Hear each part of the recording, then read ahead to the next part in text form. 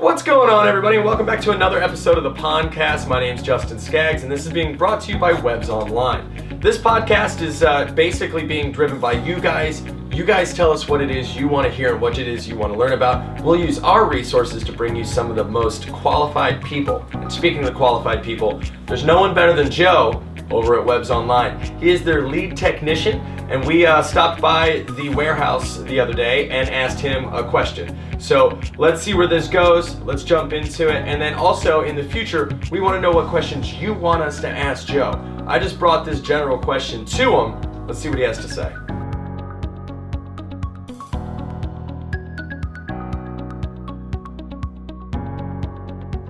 All right, guys, we are back here with Joe again, and this warehouse is wild right now. Huge, busy. It's crazy. We actually are shooting this after hours just because the sound of like people pulling tape is deafening. It's extremely loud.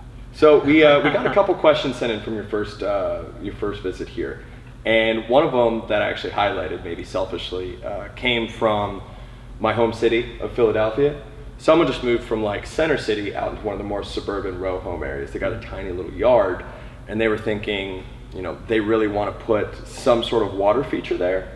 Now, I didn't get, you know, the exact dimensions, but, you know, let's say it's, what's a typical, like, city yard? Like 50 by 50? It's nothing. Probably not even that. Yeah. So you got a tiny little yard, whether it's your starter home or you live in an urban area, and they just kind of wanted, like, to know, the question was posed, can we have a pond? And I know the answer is yeah, you can get a tiny pond, but what does that mean to them? Because that's obviously the follow-up question. Right.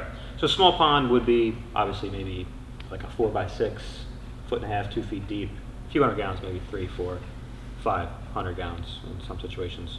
When you get away with a complete pond with fish, filter, small waterfall, you could even put in a small backyard patio pond, or even just a pondless system, which doesn't even, it's basically just a waterfall falling right back into the ground. What about like those big tubs? Those like big, big plastic ponds. Now I haven't installed one of those. But. Preforms, we don't carry those too much, just mainly because they're kind of impractical. They're not, you're kind of tied to a specific size.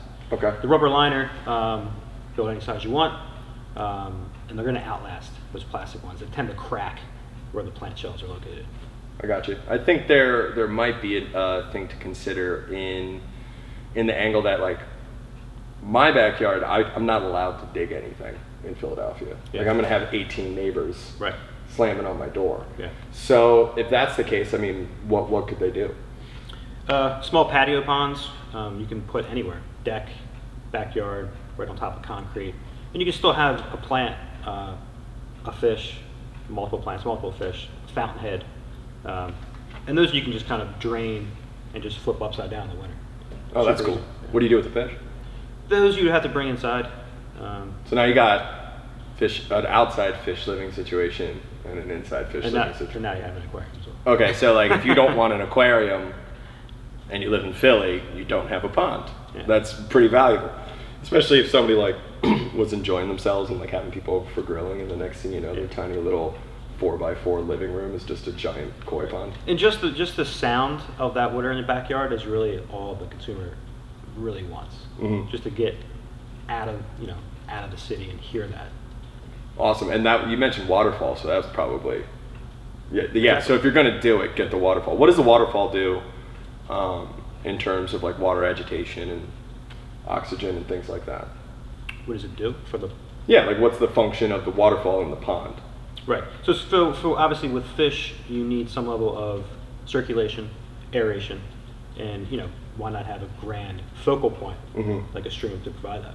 Cool. And then so if you have a tiny little pond and a waterfall, and I think I pretty much know the answer, I'm just kind of leading it in for you guys, that should pretty much take care of a lot of that, correct? Of the majority. Yeah, and if you don't have a giant pond, you don't need to get this massive filtration system. So there's a level of simplicity that is kind of inherent in this theoretical tiny house, tiny pond scenario. Yeah, in the top of waterfalls, you can actually house what they call just a gravity-fed waterfall filter.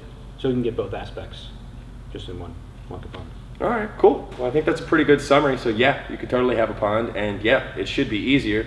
And maybe take the koi to your in-laws' house that's outside where they have a lot of extra room out in the suburbs. 'Cause apparently you're going to have yourself a really unappealing aquarium. You're like, Right. Here's 2 fish. Yeah.